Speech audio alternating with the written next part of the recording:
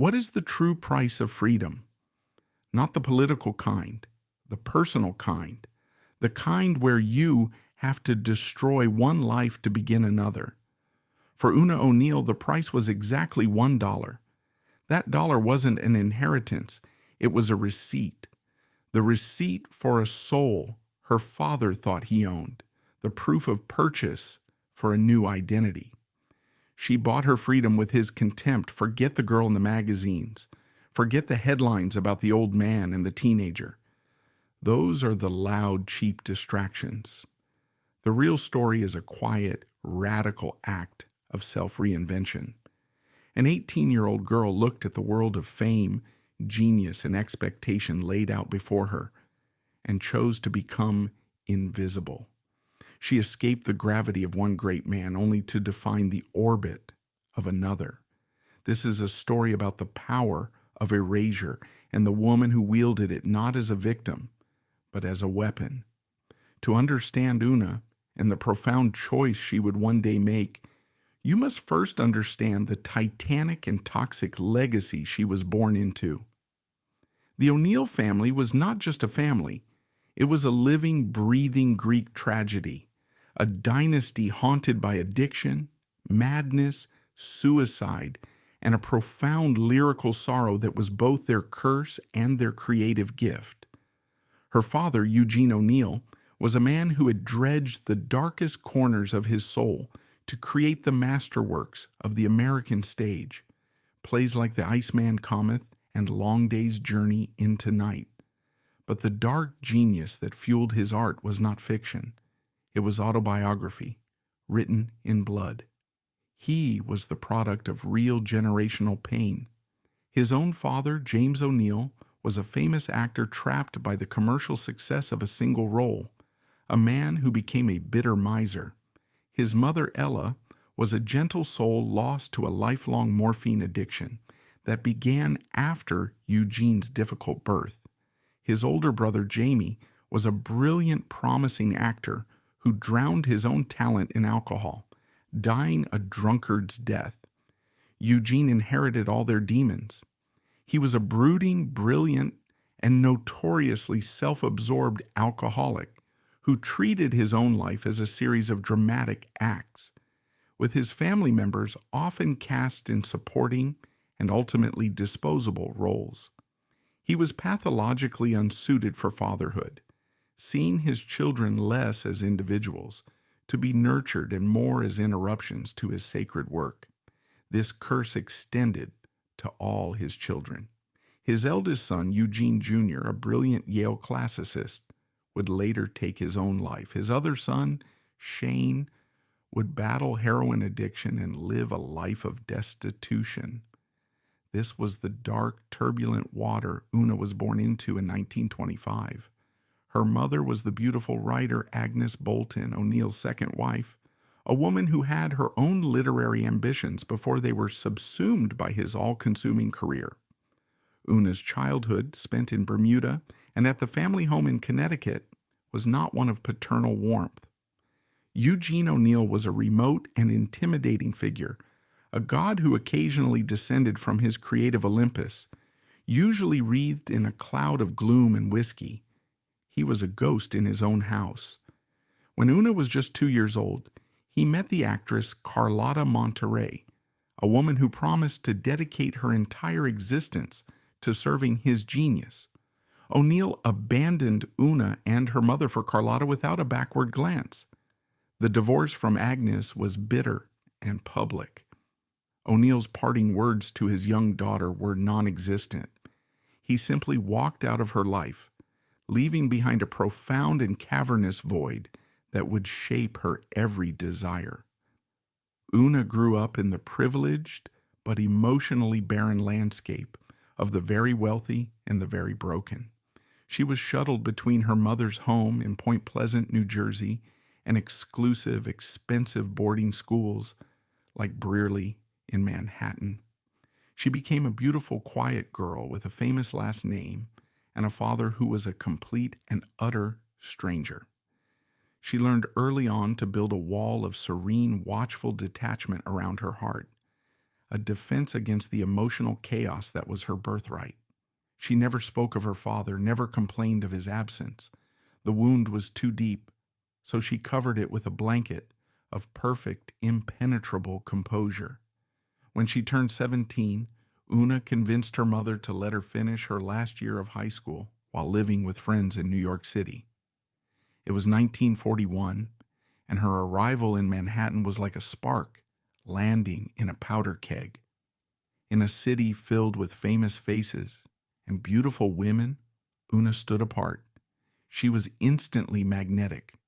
With her long, dark, flowing hair, enormous expressive eyes, and a quiet, almost regal composure, she possessed a mystique that was intoxicating. She wasn't loud or flashy like other debutantes. Her power lay in her stillness, in her intelligent, watchful silence.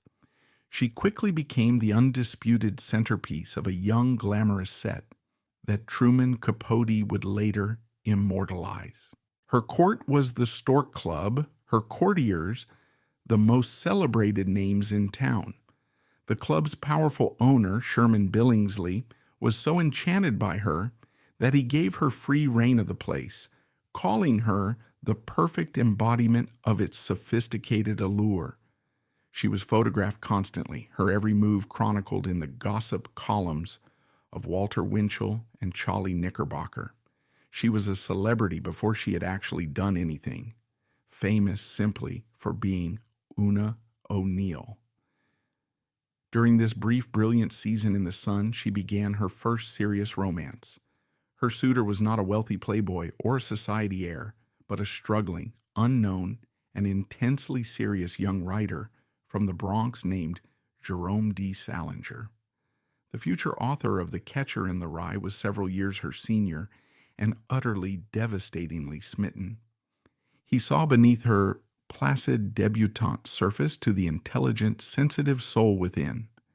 They would talk for hours in quiet cafes, he garrulous and intense, she a rapt and thoughtful listener. He wrote her long, passionate letters, even from his Army basic training after being drafted for the war. His letters were filled with literary talk, with dreams of the future, and with declarations of his all-consuming devotion. It was, by all accounts, a deep and genuine connection, a meeting of two serious young minds. Salinger believed they had a future. He wrote to a friend that Una was the love of his life. He was so devoted that he reportedly carried her photograph with him throughout the war. But Una was on a trajectory that was pulling her away from the world of struggling artists and towards something far grander, far more powerful, and far more dangerous. Her fame as Miss Stork Club had not gone unnoticed by the Dream Machine on the West Coast. In 1942, she was offered a screen test in Hollywood. Encouraged by her mother and her ambitious agent, Minna Wallace, Una headed west, with Salinger's heartbroken but hopeful letters following her. The plan was for her to become a star, to claim the spotlight that was her birthright, perhaps to finally command the attention of the father who ignored her. Hollywood, however, was initially unimpressed. Her screen test was deemed only moderately successful. Her quiet, subtle beauty and her understated emotional range didn't immediately pop on camera in the way the studios wanted. For a moment, it seemed her career might stall before it even began.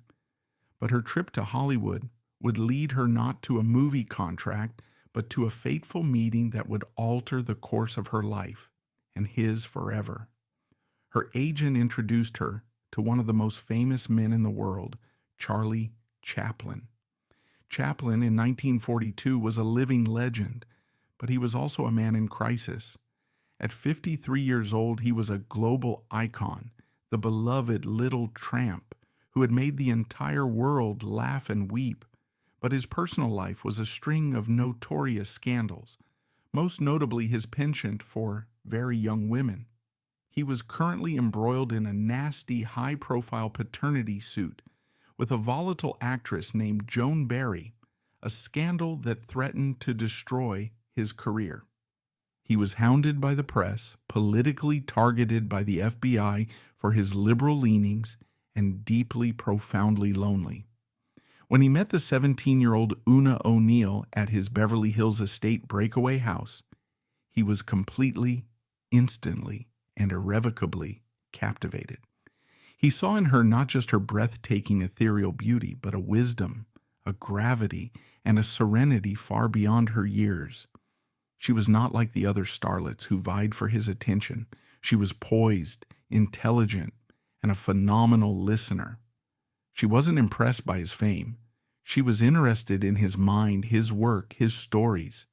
For Una, the attraction was just as powerful, if far more complex. In Chaplin, she found everything she had been missing her entire life. He was a genius, just like the father she never knew, but unlike O'Neill, Chaplin's genius was accessible, warm, and utterly focused on her. He was a powerful, protective, and worldly figure who offered her a sense of stability and adoration that was intoxicating. He was in many ways the ultimate father figure, a man who could rebuild the world that her own father had abandoned. Chaplin, who had his own traumatic childhood and whose own mother had been institutionalized, perhaps saw in Una's quiet fragility a precious soul that he felt compelled to protect. Their connection was immediate and intense. The 36-year age gap, a chasm that scandalized the outside world, seemed to vanish between them. They would spend hours at his home talking about art, philosophy, and music. He played the piano for her, and she, in turn, read to him. She quickly abandoned any pretense of an acting career. Her new all-consuming role was to be with Charlie.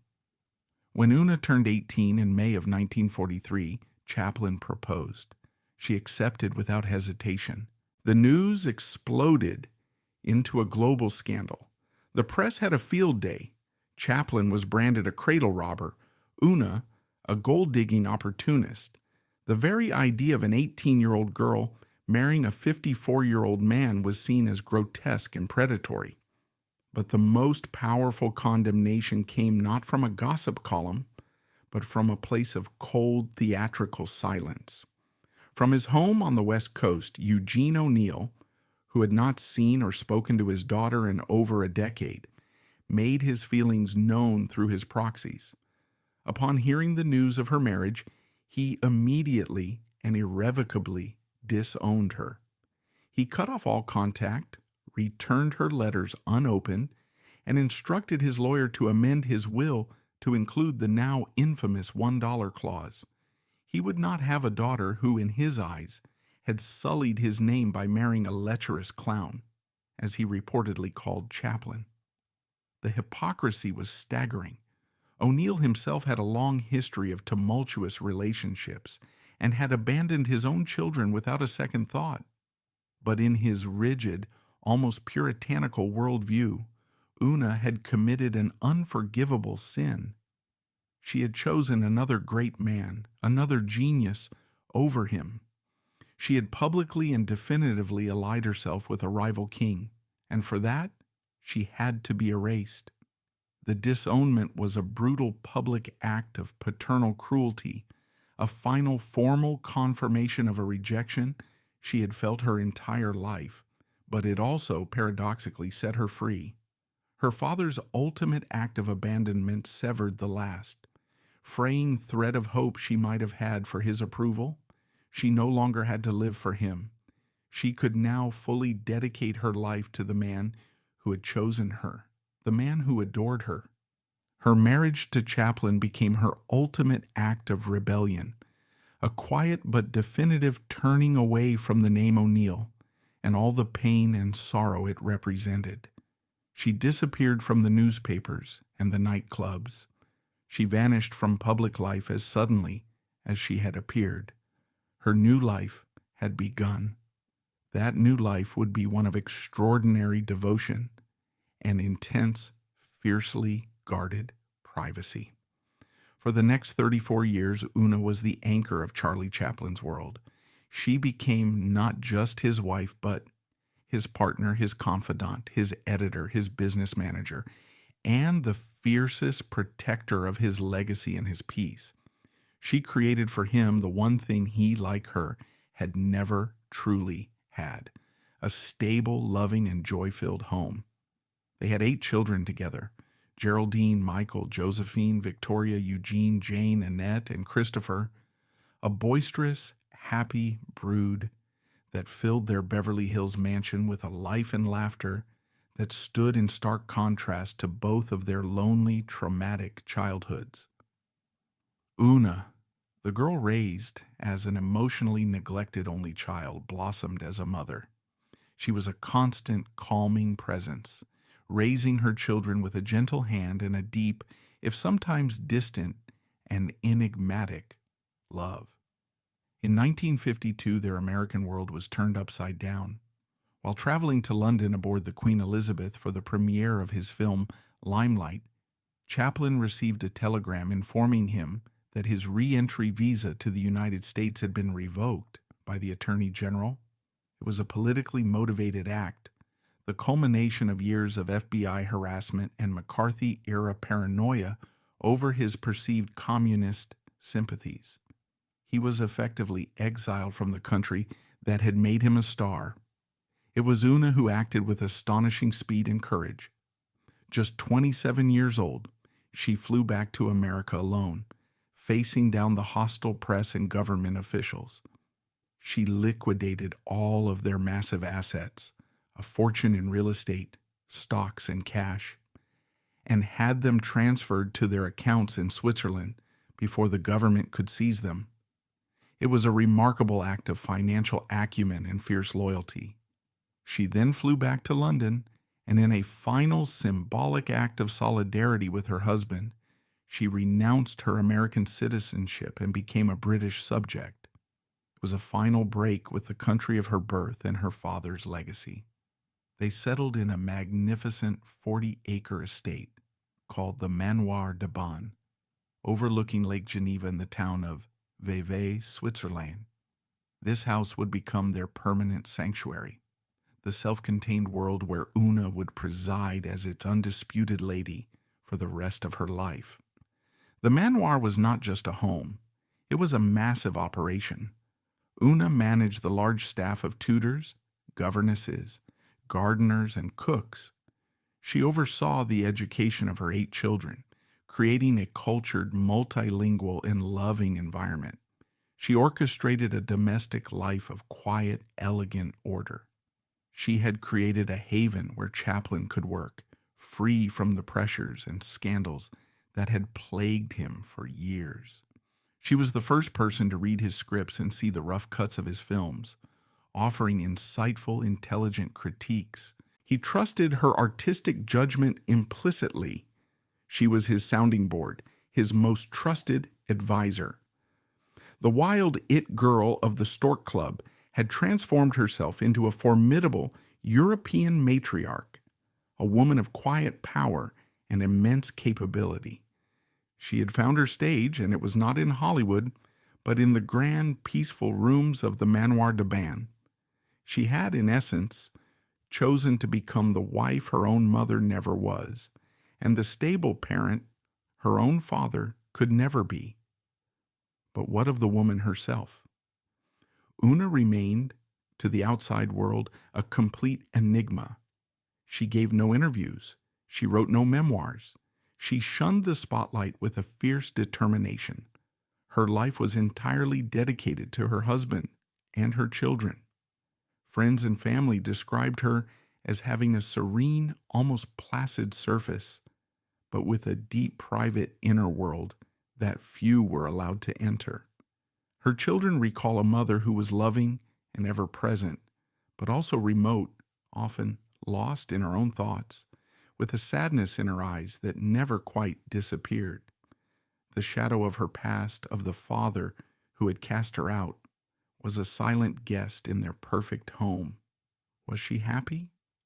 By all accounts, her love for Chaplin was deep and unwavering. She had found in him the devotion and security she had always craved. Yet in choosing a life of such complete self-abnegation, one must wonder what parts of herself, the pianist, the aspiring actress, the brilliant girl who had captivated J.D. Salinger, were lost along the way. Her choice remains a fascinating historical and psychological question. Was her marriage an escape, a rebellion, a search for a father, or a genuine meeting of soulmates that transcended age and scandal? The truth is likely a complex, unresolvable tapestry woven from all those threads.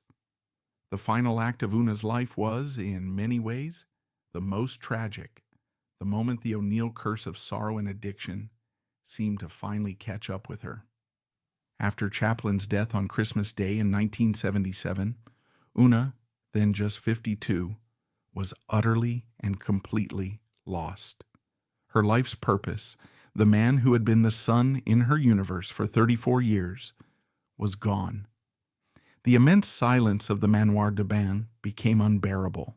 She retreated into a profound loneliness, a sorrow so deep it consumed her. She began to drink heavily, succumbing to the same disease of alcoholism that had haunted her father and her entire lineage. For a time, it seemed she would drown in her grief. Her children watched, helpless, as their strong, serene mother faded into a shadow of her former self. But Una, the quiet survivor, had one last act of defiance in her. With the help of her family, she sought treatment and found sobriety. She lived out her final years in quiet seclusion, sometimes in Switzerland, sometimes in an apartment in New York, a city that must have seemed a world away from the one she had once conquered as a teenage queen. Una O'Neill Chaplin passed away in 1991 at the age of 66. Her life was a study in profound and startling contradictions. She was a woman who was born into the heart of literary fame, yet chose almost complete public silence. She was celebrated for her beauty and charm, yet found her life's meaning in domestic devotion. She fled the shadow of one difficult, narcissistic genius only to dedicate her entire existence to serving another. Was her life a tragedy? To be so brutally disowned by one's own father is an undeniable wound. But to have built a world of love and stability on the ashes of her own chaotic childhood, to have been the anchor for one of the world's greatest artists, and to have raised 8 children in a happy, loving home, that is a monumental achievement. Her story is a quiet but powerful testament to the choices women have made and been forced to make throughout history. She remains a fascinating, enigmatic figure, a woman who chose to trade the roar of public adoration for the profound, complicated, and ultimately redeeming silence of a private life. Her father may have written her out of his will, but in the grand drama of the 20th century, Una O'Neill wrote her own quiet and unforgettable part. We're done for today. Thanks so much for watching. If you found this helpful, smash the like button, comment below, and hit subscribe for more great content coming your way soon.